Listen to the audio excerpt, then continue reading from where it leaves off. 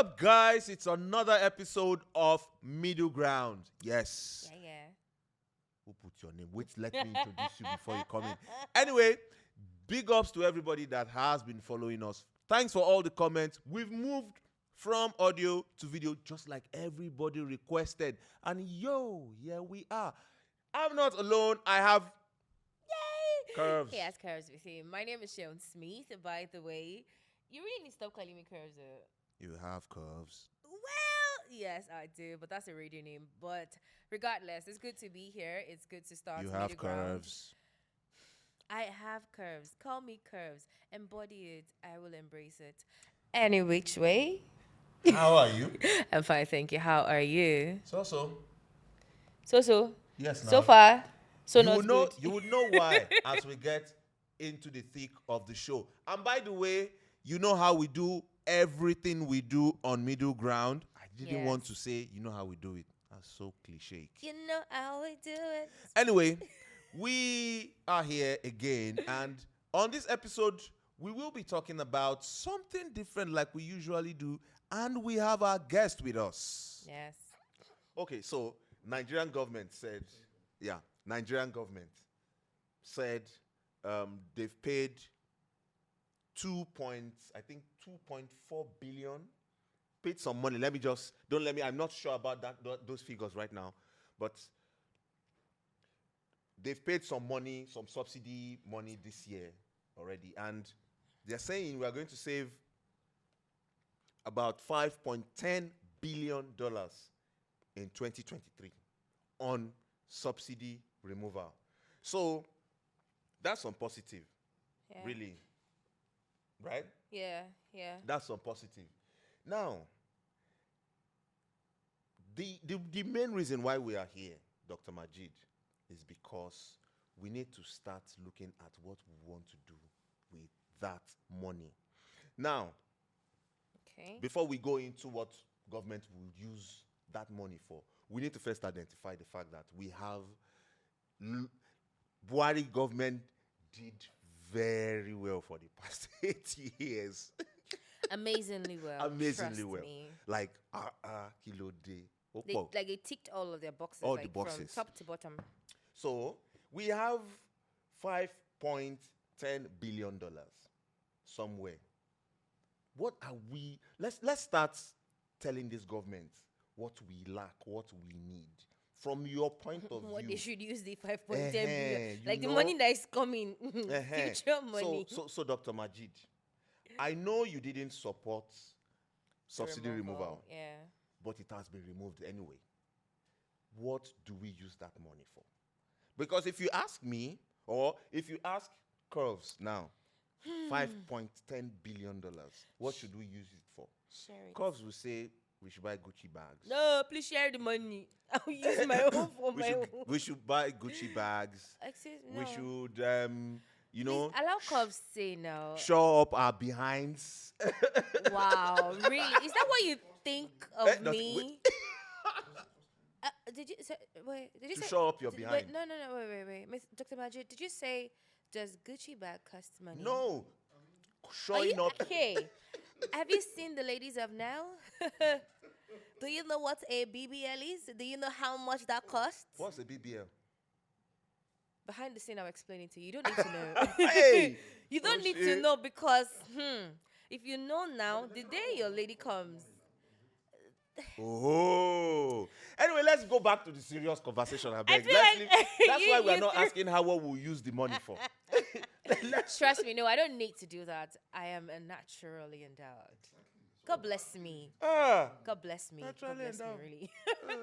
Don't worry, trust me. Okay. Dr. Majeed Jare. Sorry, please do go ahead. What do you think that money should be used for? Like, I think How we should we actually share it? As in, how Not should we share. allocate it? Yeah, we should tell them a list of things we look forward to, by the time that money eventually comes, because it's a projection at the moment. By the time, because they need to, put it into different things to get that money. When the money comes, what should we use it for? Where should we put the money into? I didn't want to bust your bubble. Oh, please do. Should I? Yes. It has boss. There's no money to be saved from subsidy removal. I don't understand. I do not as well. Because the government was doing deficit financing for subsidy. That's just a basic. It was a basic form of subsidy. Tiwa Savage. So the NNPC that became the sole importer of petroleum products when the former president, who actually initially removed subsidy on petrol in 2016, restored it sometime in 2018 or thereabout under the name of under recovery, meaning that NNPC will buy products and then sell at below the purchasing price. And there's also another dimension to it. There was a program that was called the direct purchase, direct sale arrangement. Essentially, it's like taking crude from Nigeria and giving to refiners abroad in exchange for refined products. Wow. So they take away some of the derivatives while they give us refined products. So a lot of conversations around the subsidy regime itself is such that we are not even yet sure as a people, as a country, even as a government, as to the extent of funds that have been sunk into subsidy payment in the last 8 years. And so what I think the government should do first and foremost is to set up a committee, even though people will tell you that anything that you don't want a solution to, you actually set up a committee. I was going there like, must we set up committee for everything? But I think they need to probe into the finances and operations of CBN, particularly as it pertains subsidy payment, so as to know the extent, the quantity, the volume, and the amount of monies that we are lost in the process. I say this because there's nothing to be saved. The kind of subsidy we are paying was not the one we paid before 2018, where people bring in products, importers bring in products, like and then they submit payment claims, and government undertake to pay those payments. But this is like, it was a deficit form of financing. So NNPC claimed, for example, that they couldn't remit into the federation account for a couple of months now because they are spending all of their monies on their cost of they are running costs as a corporation, in addition to doing under recovery for the purpose of subsidizing petrol. So there's nothing to be saved, really. So wait, Dr. Majeed, I beg, sorry. Let me understand this. So the $5.10 billion we are talking about actually is like, it's non-existent. It's white elephant project. It's never going to exist. Let me put it in a better way. White elephant projection. No, it's just what that to me means, going by what the government has been saying over the past couple of years, is that rather than now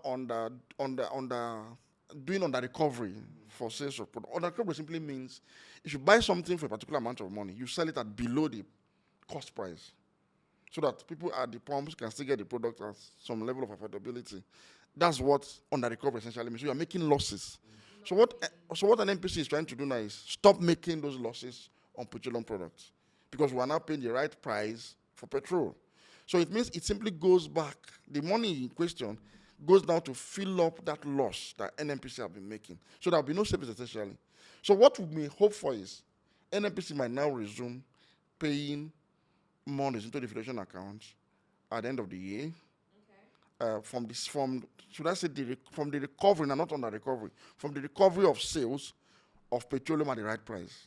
So to say that that's not at the right price, they can now at least remit it to the federation account the monies that ordinarily wouldn't have been able to do so because of under recovery. So that's just what we're going to get. Dr. Majeed, sorry, Curve, you asked your question.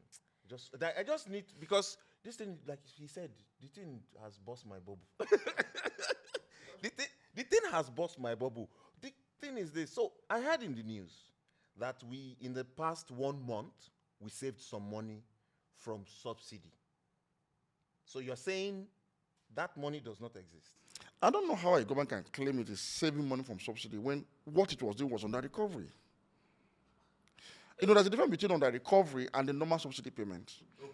The normal subsidy payment, as we used to know it before 2012, was such that marketers will go out on their own and bring in products and go to the appropriate authorities to lay claims to their monies. For example, if the landing cost of petrol was, say, 300 naira, and government is fixing the price of, say, 150 at the pump. So as a marketer, if you bring your products, you simply sell 150, then take the 150 from government. So okay. government also no subsidy under this sort of arrangement. You are sure that they're now saying 150 now per liter of petrol sold at the pump. But in this case, the government itself, through the NNPC, became the sole importer. And so they did under recovery. That is, they sold at a loss to keep prices low. So the best thing that can happen to them in these circumstances, that under recovery will now become recovery. That is, they cannot recover their costs because you are now paying the right price, the market price for petrol. Now, if you understand the fact that NNPC was in itself in dire straits because of poor or low productivity in the oil communities in Niger Delta because of oil theft and vandalization. And so Nigeria does not even meet up with its OPEC quota for a couple of months now until we got some militants to help us secure pipelines.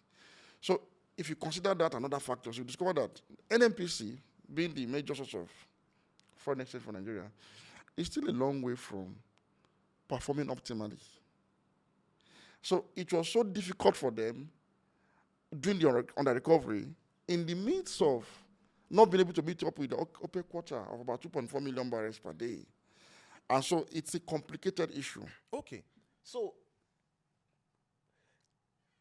there is another, because, okay, let's assume we are not saving money from subsidy payments and the rest and the rest. At least I heard also in the news that our fuel consumption have declined. Yes. By, I think, 28%. Well, we will make savings from that loophole too, because, you know, and by the way, shout out to Ghana, Cameroon, Togo, Benin Republic. So you guys have been give us some respect, for Christ's sake. Because actually was going we've been to subsidized. I was going to ask him, what exactly do you think, do you think this has impacted other countries that actually get petrol from Nigeria as well? Because in the same news that you have been shouting since, these guys have been, going they through they should just please show us some respect. I don't want to burst your bubble. Please Again. Please boss it. I mean, no more apologies. Please bust our bubble. You see, what is responsible for the reduction in the consumption of petrol is not because it's no longer going out of Nigeria to the neighboring countries.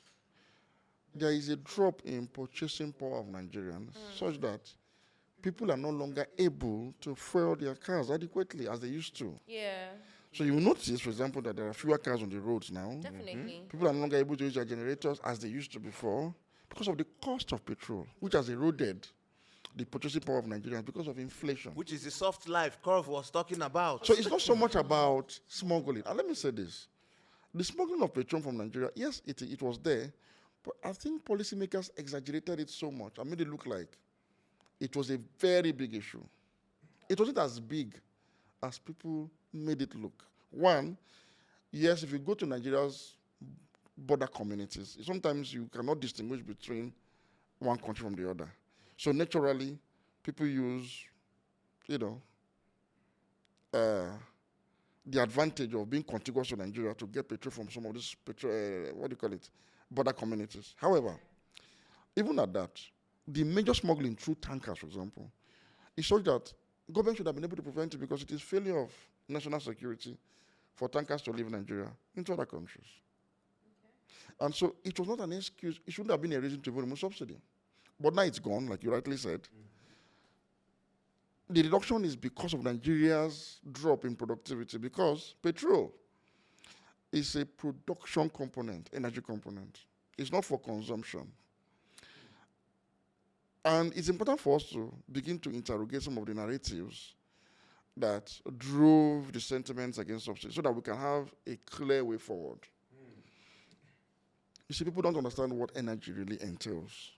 Please break it down for us, Dr. Majeed. It's important because when we talk about energy, energy products, for example, include electricity, gas, diesel, petrol, kerosene, aviation fuel, anything that drives productivity and economic activities. And so, what oxygen is to human beings or living things generally is what energy is to the economy.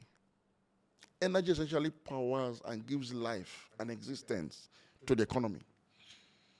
Okay. Without which the economy cannot come alive. It's like when you give birth to a child, such a child can survive on oxygen just by breathing without necessarily eating for a period of time before you begin to feed such a.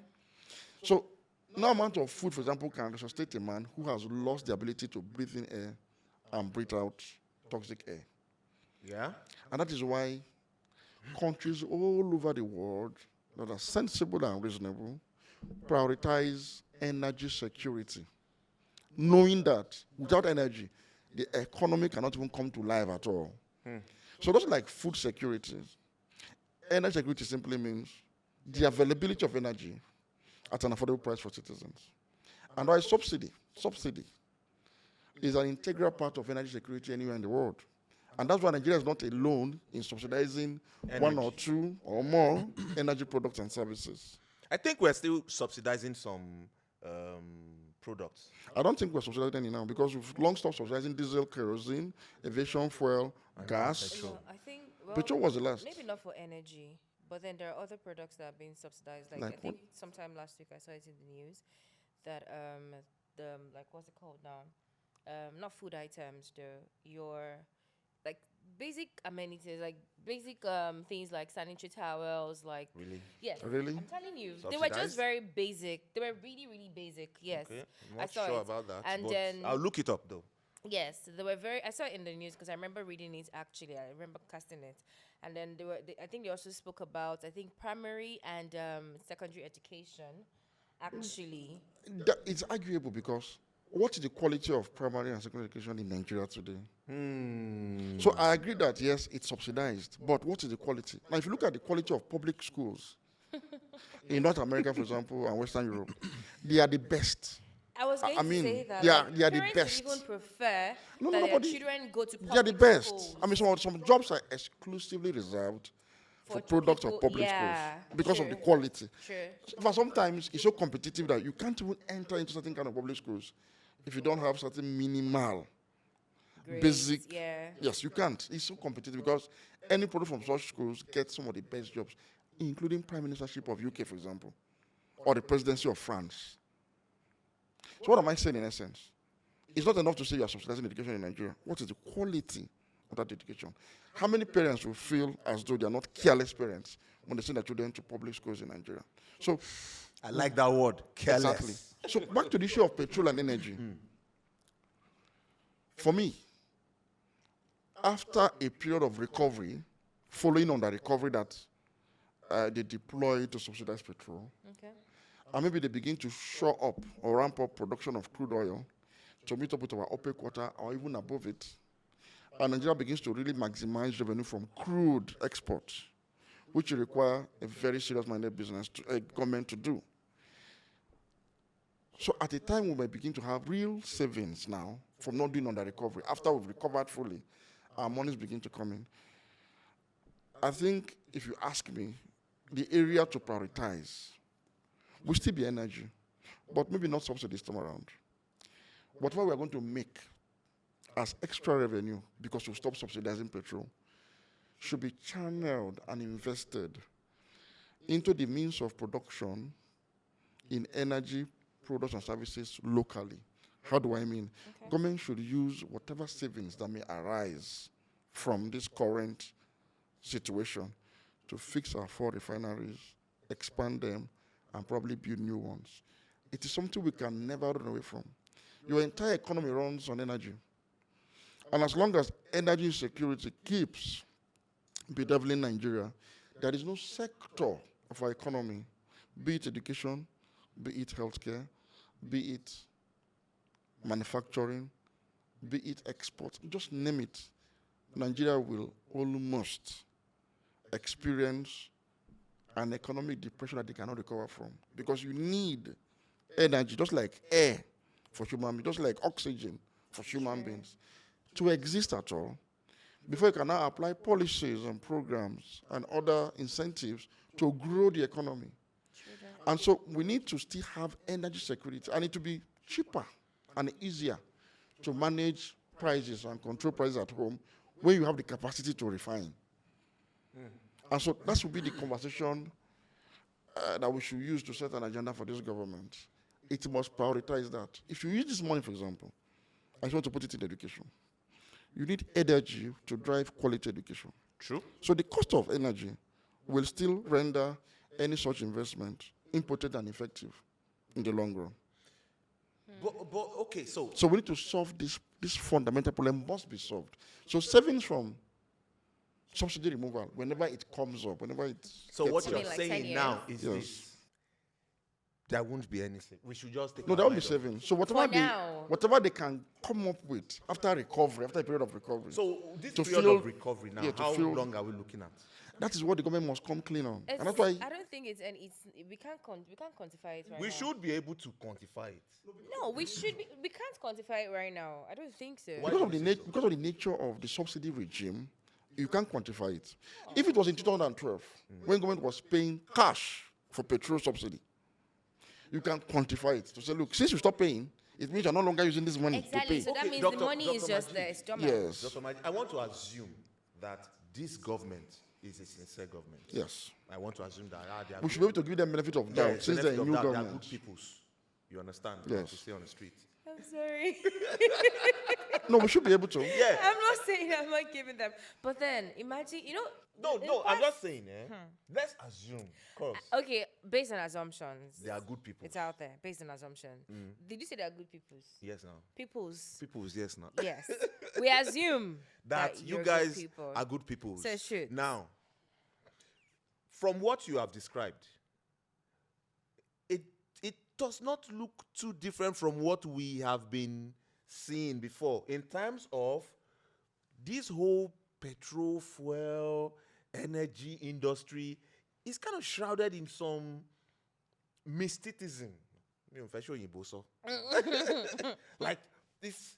Okay, so now I came on this podcast today with the mindset of so $5.10 billion, let's move $1 billion to this place. Let's move to. But now you are saying, oh, there's nothing, man. Nah, It was deficit financing for subsidy. Like there's nothing. So again, what you're saying is they will make some money eventually. They will make some savings If they're able to ramp up production of crude, to at least meet up with the OPEC quota for Nigeria of about 2.3 or 2.4 million barrels per day. So, okay, so now that takes me to another aspect. And Curve, I need you to either agree or disagree with me. Okay. We can produce that much, can't we? Produce what much? That much of crude. About 2.3 2.3 million barrels per day. per day. Per day. Yes, to meet up with the OPEC quota. Because, okay, so it's like this. OPEC is the big body, the big bros that have said, you, Nigeria, you're my guy now, take 2.3. They give me 2. I will be buying 2.3 million barrels from you every day. But we've not been able to meet up with that. Before I say yes or no, before I agree or disagree, where is this production happening? Where? In Nigeria. Nigerian Like- communities, Nigerian oil local producing, communities now. mostly in the Niger Delta. Mostly in Niger Delta. Yes. Is it the same ones that they said they're stealing?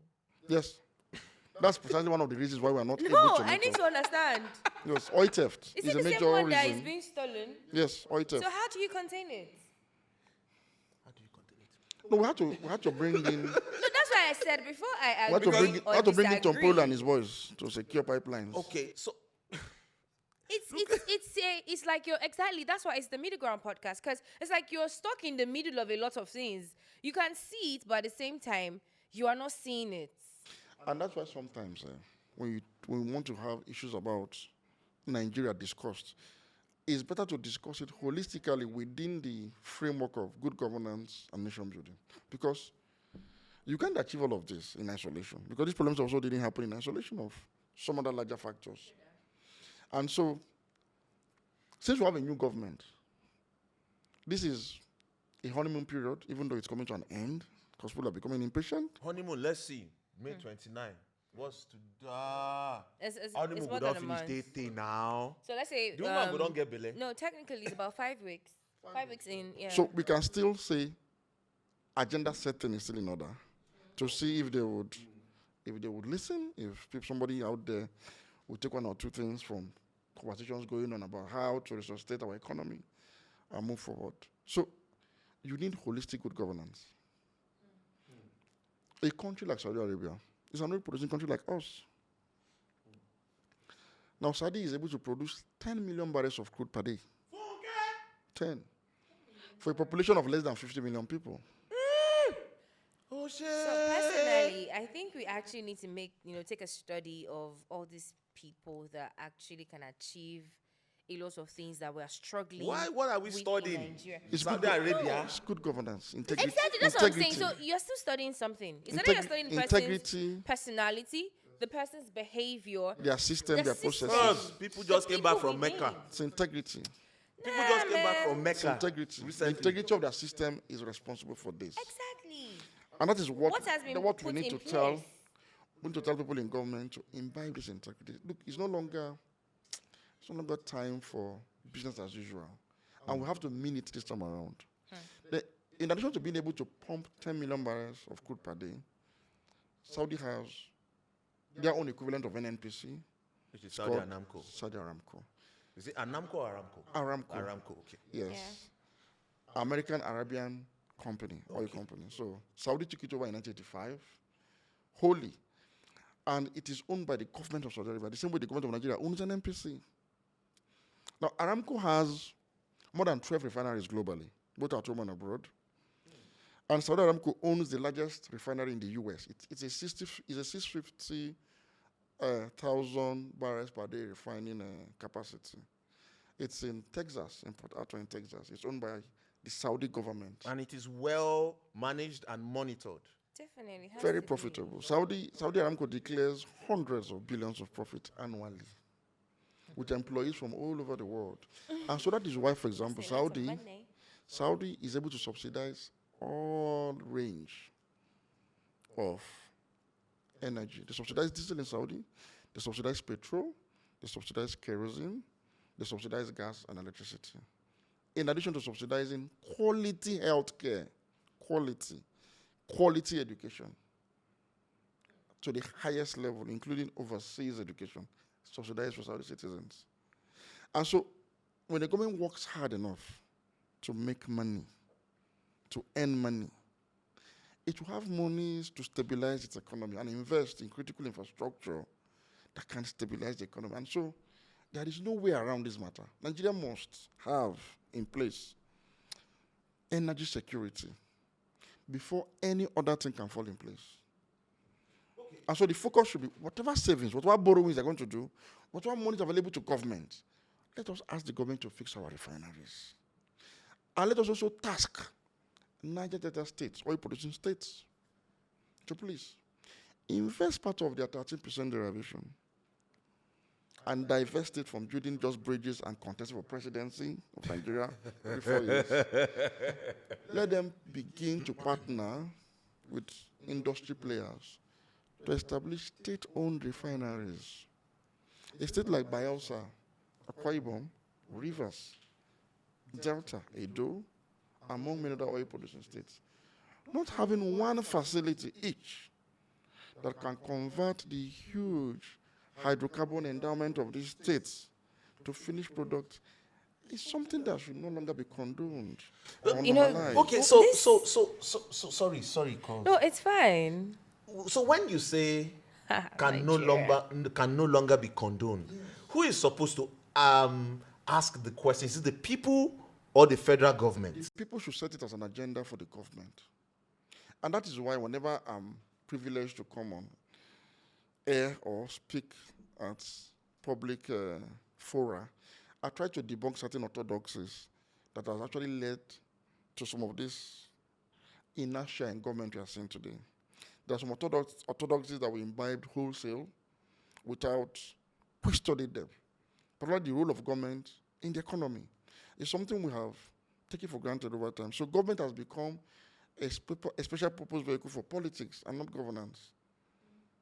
And we need to return government back to its role as the major driver of the economy, as is the case all over the world. You see, just one statement by the president of this country, just one.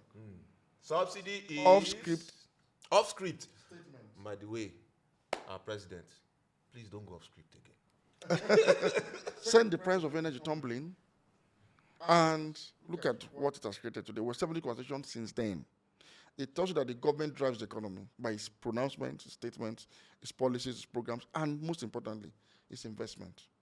And so government must be above board like Caesar's wife at all levels. Government should be the epitome of excellence, the best of the best. Until we have this conversation about reforming government to become the best of the best, omnipotent, omniscient, omnipresent, efficient in everything it does, we will not have a solution to all of these problems that faces us, of which energy is just one of it. And so we need to have this holistic conversation about how to fix governance problems in this country.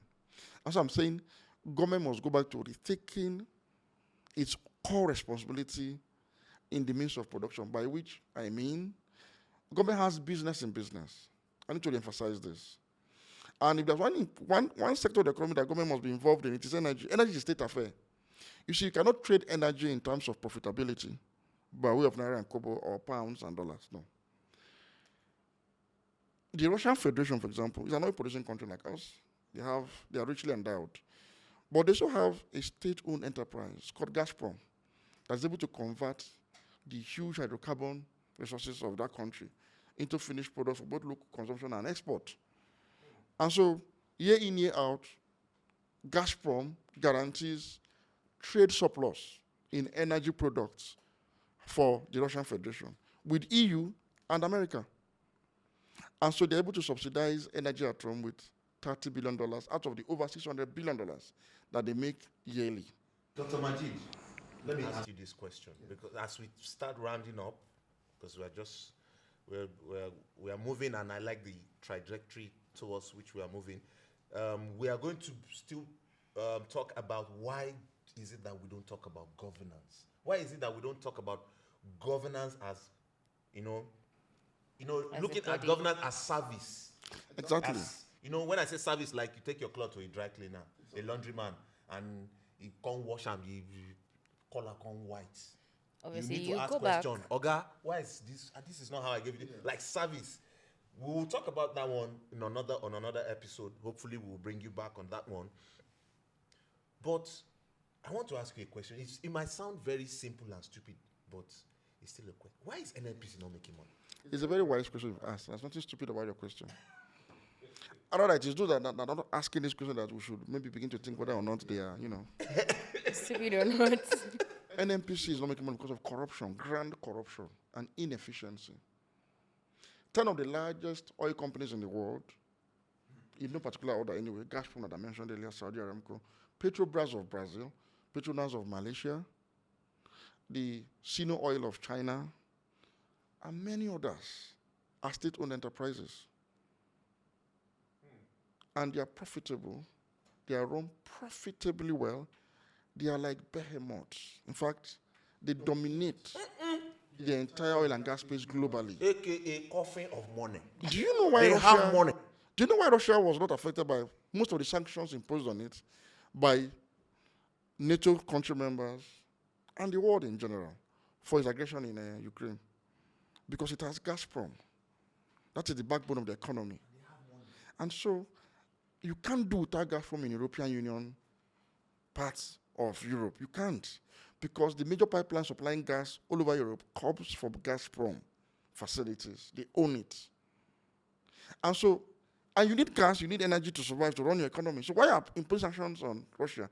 You kept buying their energy products. And so they kept making money. And so their currency became strongest ever in their history because of surplus trade. And so all of the sanctions proved ineffective. So far, not so good. So you far, not so good. Yes. Conversely, why was the UK affected so adversely by the disruption of supply chains of energy arising from the Russia-Ukraine war? Because the government had no means of production of its own in energy resources, whereas France had. The energy company of France is owned by the French government. Oh, so UK is not perfect after all. No, that's why UK is suffering so much, and they have to impose subsidy. As we speak, UK is paying subsidy on electricity and gas for citizens to the tune of over $100 billion. Oh, wow. What am I saying in essence? The NNPC has no reason not to work. And Nigerians will begin to ask questions. NNPC should work like Saudi Aramco. In Saudi Arabia, they don't require a Tompolo to safeguard their oil pipelines. In Saudi Arabia, they don't have like some Alhaji Ismail. No, you can't have it. The state is effective. There is watertight national security architecture. There is adequate welfare for citizens. In Saudi, the government provides welfare from the wealth of the country. But there is national security in place for everybody and all assets. And so they're able to maximize every drop of oil from the ground, from the Saudi soil. Any drop of oil that is escaping from there is tracked, every single drop. And when they are loaded up on oil vessels for export, they are tracked to their destination to make sure that they're not diverted. Such is the efficient management of the oil and gas industry in Saudi by Saudi Aramco. And so Saudi Aramco right now has offshore operations all over the world that is bringing in revenue. So if you look at the refineries in the US that is operated by Aramco, it means that for every drop of petrol that a US citizen buys, such a citizen has paid into the Saudi Arabian national coffers. Now, NNPC has no petrol station even in Benin Republic, despite the opportunities available to us there.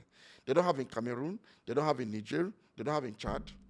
NNPC was not able to go into oil exploration in new oil-producing countries like South Sudan, for example, like even Chad, like Ghana. It is still the Chinese oil companies and the Western European multinationals that are dominating these spheres around us. So we need to fix our country and fix our institutions, and most importantly, fix the NNPC. It's no longer excusable. You can't leave a management in place that does not run an entity profitably. And they're still there, collecting salaries. No sanctions. Let me say something, and I stand to be corrected. Cause to the average Nigerian youth out there that is not close to go to the seat of power or anything, the only effect that the only benefit that they get from quote unquote NNPC, directly or indirectly, is maybe probably you go there to do IT or you go there to serve and do your NYSC. I mean, because that in your life you cannot lie that when you are about to serve in NYSC, there's always two names that comes to mind. Ministries. Ministries. CBN and NNPC. Yes, no. It's CBN and NNPC. No. And that's the And then that's it. That's it for the average. That for the average Joe on the streets. yeah. Students, youth. Once you're about to serve, Josh, you get anybody for NNPC or you get anybody for CBN. Because you believe that's where the money is. Unfortunately, Everybody wants to live a good life. Whereas I'm supposed to be able to serve in that village in Damaturu and earn as much as the person working in NNPC, because that job of a teacher in Damaturu is as important as the job of that worker in NNPC twice in Abuja. In fact, let me tell you, I have a friend who is a cameraman in NNPC. He has 2 wives, a house in Abuja, a house in Lagos, 2 in his village. And they are doing well. Well, until some kind of restructuring came into NNPC and he started selling them one after the other. That was when we now realized that, oh, these guys have restructured. How did the restructure affect you? Yes, it affected you one way or the other because he lost his job and all the different chop stopped coming in. That was when we now realized that. So there was what some people call wasteful chopping. No, it's wasteful and even a form of mismanagement of our national revenues, because the NNPC is into joint ventures with oil-producing companies. And you know that our major source of revenue, foreign exchange, remains crude oil exports. And NNPC is the custodian of this money. It is paid to NNPC. NNPC uses part of the money to run its own affairs and then remit it to the Federation account. But the NNPC has not been efficient, and nobody has made any effort to make NNPC efficient. Rather, NNPC has been a source of patronage for political office holders and their cronies. Okay. That is what needs to change because we need to upscale our corruption. Sorry, upscale our corruption. Wait. The small English, I understand. That's it means let's be more corrupt. No. What I mean is, let's be more refined in our corruption. Let's be more sensible to it. So what that means is, look, if you know you're going to be stealing, still with sense. if you want to steal eggs, for example, that is laid by a particular hen, and you know that these eggs are important to you, the best thing to do is to actually feed that hen and nurture the hen properly to continue to lay eggs that you're going to steal. True. But in a situation where, knowing that you need eggs and you want to steal eggs, you are now starving the hen, and you are stealing the egg. so the hen will die and there'll be no eggs left to steal. Definitely, you have to. So let us upscale. Let us even make sure that the hen that lays the egg is alive and well. So Growing. then we can start having conversation about how not to steal the eggs. But let us even upscale to the level where let us make this egg healthy and alive. So Dr. Majeed, in conclusion, if you are in a place to do something, I know what I'll do if I'm in that place. I will say it. But let me just put you on the spot. I know what you would do. Don't worry. What will I do? Don't worry. Continue. Well, don't just Continue. Okay, You share so the money. me- I'll collect my share too. only thief. So this is it. I want to put you on the spot. If you're in a place to do something right now about not NNPC, but our energy sector generally, would you look forward or you look backward? I'll look forward. Forward, definitely. I'll look forward. But you know, if you don't know where you are coming from, Exactly. Why were we importing petrol in the first instance? It was because our refineries broke down. Because of mismanagement and corruption, essentially. And so, by looking forward now to solving this problem holistically, I will prioritize spending. This time around, I'll make sure that it is efficiently applied with zero corruption to resuscitating our 4 refineries, building new ones, and continuously expanding the business of hydrocarbon refining for both local consumption and export. Now, by the time you refine locally, you may not have a need to actually subsidize petrol because since you have the natural endowment, I have the refineries. So definitely you are going to refine at a lower cost without all of the other additions. But whenever the cost of crude rises, for example, in international markets, government will still have to intervene. If I'm in government, I will still intervene by now giving crude to Nigerian refineries for local consumption at a discounted rate. I will not sell crude, for example, to local refineries at the international market rate if the price of crude goes higher. For example, the bad news is that right now, there is an upsurge in the price of crude in the national market. It's going beyond the $70 mark per barrel. What that means is that there will likely be an increase in price of petrol locally. Because you don't longer control it. It's imported. I mean, you don't have a means to control it. well, is that why there was speculation about price of fuel going up to like 700? No, a number of factors will make it go up because, one, apart from the price of crude increasing in the national market, the price of forex is also up there, of course, following the floating of the naira. So meaning that marketers will have to go and acquire foreign exchange at the open market rate. Now, and most importantly, marketers are already besieging banks for facilities.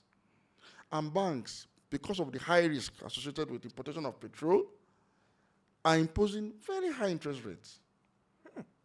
Trust those ones. For these transactions. Banks. So this combination of Always looking for factors every means to make makes it impossible for price of petrol to either come down or remain at this level. So we are expecting an increase. But if you have your own local refining capacity as an oil-producing country, you can mitigate some of these challenges because you have that natural advantage. And so price of petrol is usually very low in oil-producing countries. Nigeria shouldn't be an exception because it is essential for our economy. Petrol is not for consumption. I don't drink petrol, you don't. We use it to run our vehicles, our logistics, Don't worry. Just stand back. and our business premises. For example, everything we are doing here right now runs on energy. Oh, of Without course. energy, we can't do what we are doing here. Yes. And the energy source is either from the power holding companies or alternatively, we must use any of the hydrocarbon derivatives of diesel or petrol to run the facilities here to be able to do this production. And so government must prioritize this, and I'll prioritize it because without this, our economy cannot grow and develop. The cost of energy can make this business we are doing here right now unsustainable in the long run if something is not done about it. So this is why it affects everything you can think of. So as a government, I'll prioritize that because that's the only way I can spur growth and development in my country and make it export competitive. Okay. Thank you, Dr. Majeed Dahiru, for coming on the middle ground today. Oh, it's been a really Curves. great time, you know. Conclude this. I was actually going to ask you what the problems that, that people are facing, but, in the midst of conversations, you've actually laid all of those out. So I'm just going to say a very big thank you, Thank you very for much, gracing Yeah. our space today. thank Thank you, Alhaji Majeed. Allow me. Thank you very much. Hey. Anyway, Alhaji Doctor. Dr. Majeed. No, in Nigeria, we there. You will have Alhaji Doctor, Pastor, Pastor Dr. Professor. Mrs. Yes. So thank you very In much. one. for It is a gracing pleasure. us Yeah, today. Dr. Majeed. Thank you. But I'm not happy that you came through. You know why? Because eventually we found out, though, we don't get money. Sorry. Honestly. Okay. That was your focus. You wanted to know what's up with that 5 points. See, Eye on even the ball. even Eye if- on the money. I feel like even if the money is going to come in, I'm so sorry. I'm not trying to downplay the country, but the truth is this: the person that will collect that money will collect the money. If you no reach you will not taste it. Me, I'm telling you that. Anyways, thank you very much for having us this evening, this day, this moment. I had a really great time. I'm sure you did with all of your questions, even though you're not happy about it. And I'm also very sure that Dr. Majeed has been able to answer all of your questions. Are you satisfied? Actually, I punctured this balloon. And we are out. Did bust bubbles. Anyways, make sure you do follow us down below. Like, share, subscribe, and also leave your comments. If you also have any questions, you can drop them down below. To have yourself a great day. Mwah.